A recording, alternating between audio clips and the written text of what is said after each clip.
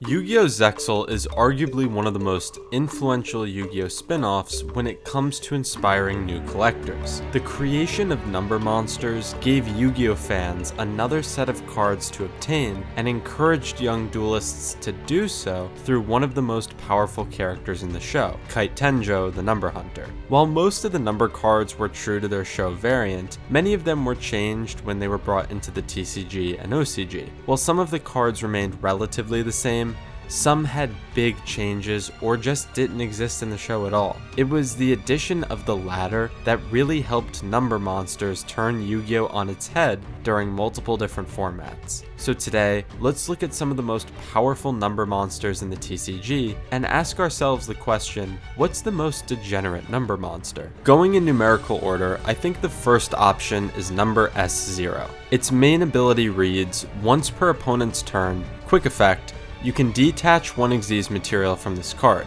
Your opponent's cards and effects cannot be activated this turn.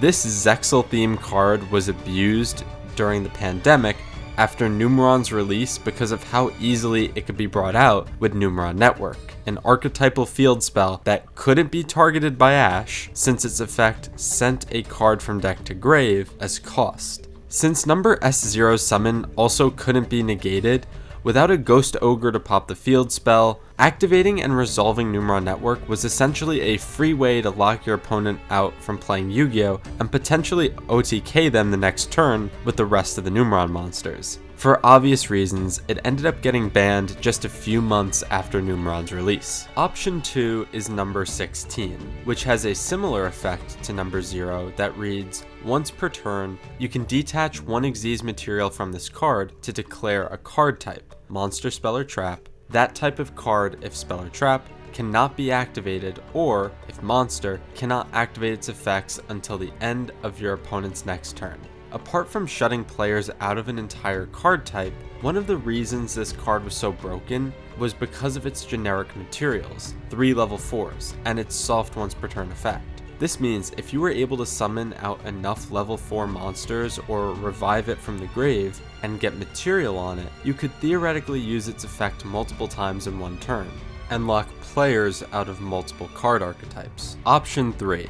Jumping up about 40 numbers is number 41 Baguska, the Terribly Tired to Pair. Apart from its very interesting name, Baguska really needs no explanation seeing as it has very generic material, 2 level 4s to summon, changes all monsters on the field to defense mode, and negates the activated effects of all defense position monsters on the field. So while it doesn't terribly affect Link monsters, everything else is pretty much getting negated, so it's kind of obvious why Baguska is one of the most frowned upon number monsters out of all 107. Jumping about another 40-ish numbers up is option 4, number 86, and oh boy, this card gains up to 5 different effects based on how many materials it has attached. The effects include, but are not limited to, not being able to be destroyed by battle, being unaffected by other card effects, nuking your opponent's board for free once per turn, and last but not least, your opponent cannot normal or special summon monsters. And the last effect isn't even the one that needs the most material to use.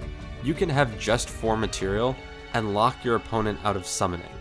Although its materials are significantly less generic than number 16's, it was still easily abused by decks like Goki with Nightmare that could get out enough monsters or just get out number 75 to reap the full potential of number 86. You know, I'm starting to sense a theme with these degenerate number monsters and not being able to play Yu-Gi-Oh! Still within the 80s is number 89.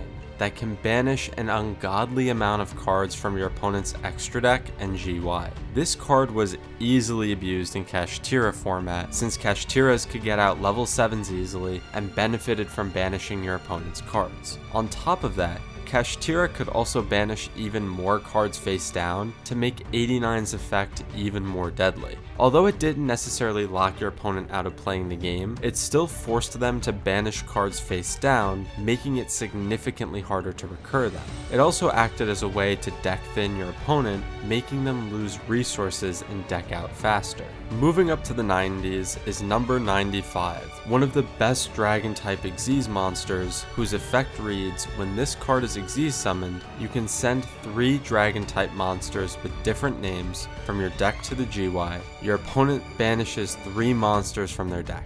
This card was especially good during the Blue Eyes era, as number 95 could be Xyz summoned on top of generic Galaxy Eyes monsters like number 62 or Full Armor Photon Dragon. What made this card really good was that it abused the fact that a lot of dragon plays are made in the GY, like Whitestone of Ancients or, at the time, Arcbrave Dragon.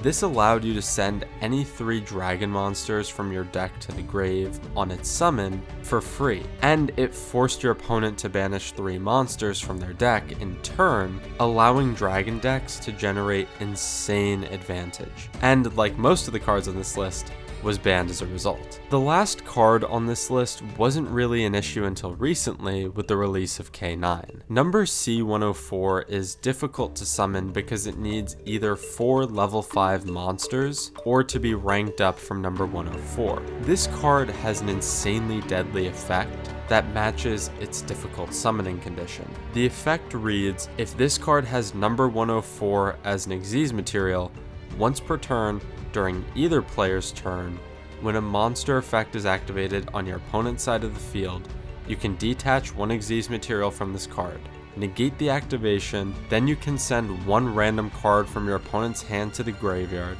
and if you do, have your opponent's life points. This card not only acted as a free negate, but it also rips an opponent's card and their life points for free, helping you to win in time if you really need. Granted, this effect is locked behind the huge wall of needing 104's material, so even if you did play a level 5 heavy deck, number C104 still wouldn't be able to use its main effect. However, what makes this card so problematic now is the release of Nash Knight, which takes 2 level 5 monsters to summon, which can detach 2 material to equip a number 101 through 107 from the extra deck to itself as material, then rank itself into Chaos Xyz Nash, which can detach 1 to Xyz summon a Chaos 101 through 107, effectively making a usable C104 off of only 2 level 5 monsters. And wouldn't you know it, but K9 is a level 5 Xyz themed deck that just so happens to meet the generic summoning conditions of this new card. So, that being said, what do you think? Do you think one of these is the most degenerate number monster, or is there another you think is worse? Thank you for watching, and make sure to check out some of the other videos on my channel. We're planning a lot of really cool content for you guys over the next few weeks, so we really hope you enjoy and stay tuned for it. But in the meantime, if you're interested in trying out a new deck, make sure to check out this video where I suggest what deck I think you might like based off your job here. Or click here to check if you have any of these common Yu-Gi-Oh player habits, like tapping the table before a combo. Thank you so much for watching, and please subscribe.